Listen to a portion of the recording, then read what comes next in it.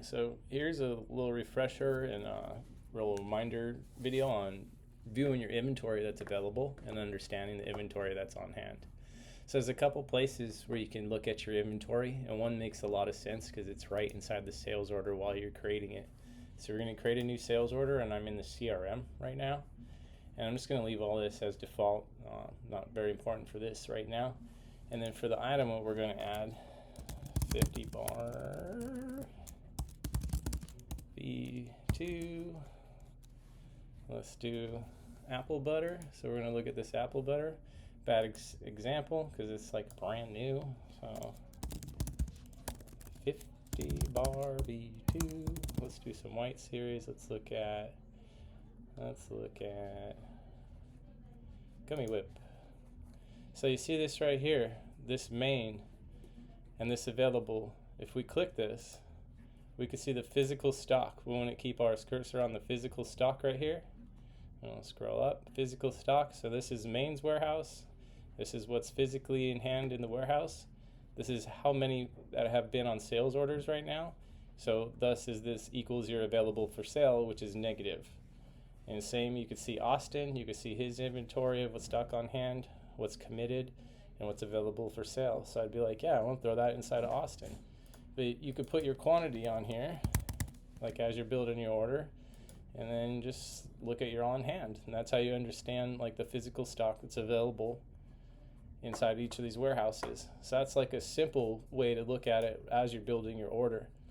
There's more complex reports for inventory. So you want to go inside the inventory app, and then on the reports right here, so you have home, inventory. On the side down here, we have reports on the inventory app. It'll bring you up to this report center. Inventory summary. We could search up here for inventory summary. As of today, you want to keep that selected. Stock available criteria, you leave that empty. Status, we're going to leave empty as well, so it shows all. And then by default, everything is open on for all of our items is going to show on this report. There's a section of this report that can't be edited or changed. That's these three columns right here. But your stock details, this information is exactly like what's inside of your sales order while you're creating your sales order and looking at the warehouses. But this is in total. So you can do more filters, and you could say what's just in main, or you could keep it on all. And the stock mode of stock tracking is shipments and receives, and not bills and invoices. Shipments and receives. You could leave item name blank. So there's a bunch of filter options in here too. So we can go advanced filters. You say item name contains, let's see, 5-pack. And then we could add another filter, and you say SKU contains this. These are standard filters that I understand as inventory. So when we run this report here, you'll only see the packs of 5 packs of materials that we sell. Like these are all V1s. And you keep scrolling down, you can see all the rest of the inventory. So here's some V2s.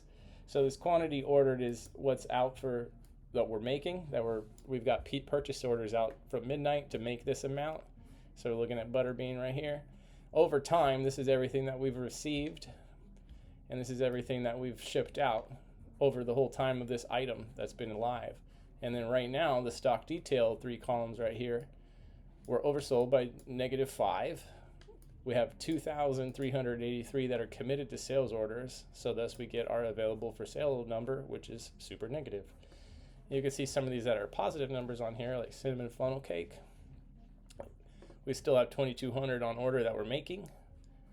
Over the whole time, the cinnamon funnel cake, this many have came in, this many have sold out, and that's why we have this, or sold, this why we have this many on stock on hand.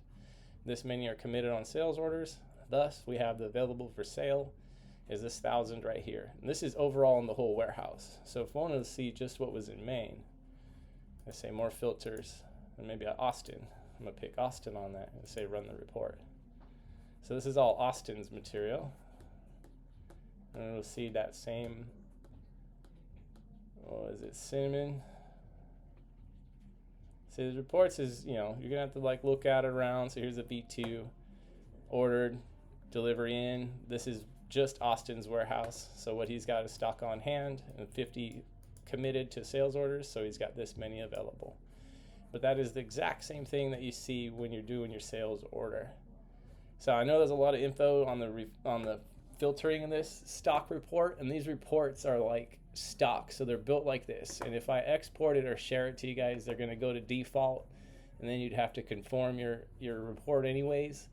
If it's super important to you to see like inventory in this report manner, I can show you how to set it up. If you give me a call, or I could just generate a report for you and email it.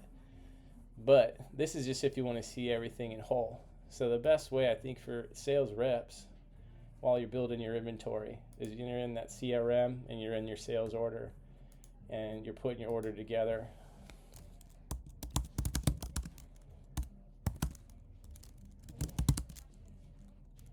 And we're going to look at that cinnamon funnel cake 5 packs. And we see main. We can click that guy, physical stock.